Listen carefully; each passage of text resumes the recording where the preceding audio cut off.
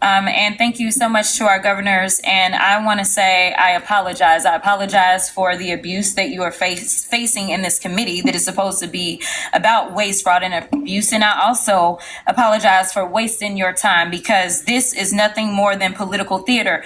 Now, again, this committee is supposed to be about waste, fraud, and abuse. We did not have to have this faux creation of Doge. The committee itself, that is our job. So what I want to talk about is something that the American people may want to know, which is economically, how is this impacting them? These failed immigration policies that are only put on so that they can have a show, because we have a reality show president who seemingly still believes that this is all about TV instead of real lives. So let me talk about something really quickly, because I want to clarify something, because I believe that all of you understand the importance of something like tourism.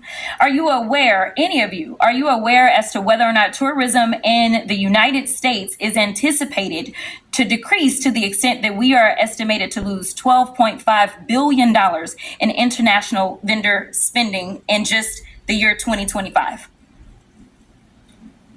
I can answer as the tourism capital of the country. I assume you could. Tourism is already down. It is down in the North Country, where the Canadians refuse to come over because of the hostility toward their country. It's happening in New York City. It's happening at our sporting events here, our theater.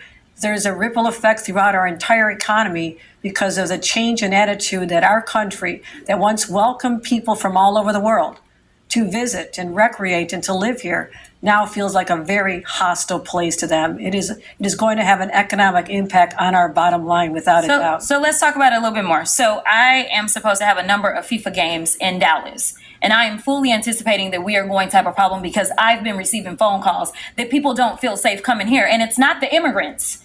It's this government that is making them feel unsafe. But let me also do this, because they love to cherry pick. They can find, any one person that has been killed. And if they've been killed by an immigrant, then God darn it, every single immigrant is going out and they are killers. And that is the problem. But they don't want to talk about white supremacy. I don't know how many hearings we going to have about the fact that there's been this one immigrant that killed this one person. And no, I'm not excusing any killings by them or white supremacists, but they haven't had these hearings. We didn't have a hearing on Buffalo and what happened there. We didn't have a hearing on El Paso and what happened there. We didn't have a hearing on Charleston and what happened there. So it's interesting that they pick and choose, because it seems like they love to pal around with the white supremacists, and so they don't want to talk about certain other things. But economically, I want to make sure that we're making this point again, because I know that Governor Pritzker, you were the beneficiary of a lot of things from the state of Texas.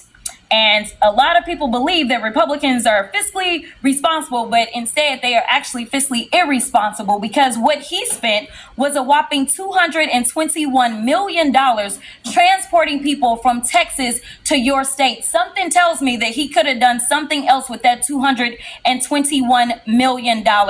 In addition to that, I know that there's been some conversations about what's going on in LA, and they want to say that it's riots because they didn't want people to keep talking about, say, the Epstein files or whatever other drama was popping off between the president and his little friend. So they wanted to change the conversation to immigration because they feel like, well, the polling is in our benefit. But let me tell you something. If they cared about making sure we were going to be fiscally responsible, they would tell the American people that it cost them $134 million to send the National Guard to LA for the quote unquote riots that the governor didn't ask for, nor did the mayor of LA ask for. And they sent them over there, and they say that they care about our service members, yet they sent them and they were laying on the floor. They did not provide for food. So I don't know why we would believe that, number one, they want to fix this. They don't want to fix this, because the brokenness is a feature, not a flaw of the system, because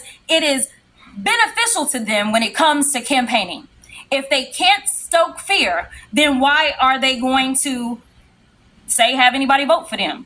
Because that's what people are doing. They're voting out of fear. But Ms. Perryman, we know each other a little well. And I know you got a law degree. And it seems like we all need law degrees in here nowadays to understand the Constitution. So really briefly, I just want to make this point. There is a certain person that was afforded, say, due process. But let's say if Donald Trump had been charged with all of these cases that he got charged with in 4 different jurisdictions, if he wasn't afforded due process, there could have been a possibility that he just would have been locked up and thrown somewhere, right? That would be a possibility. And then maybe we wouldn't have a tariff war or anything else that we're dealing with or all the other nonsense. But the point is, he was afforded due process. And regardless of the political opposition, Democrats, Republicans, and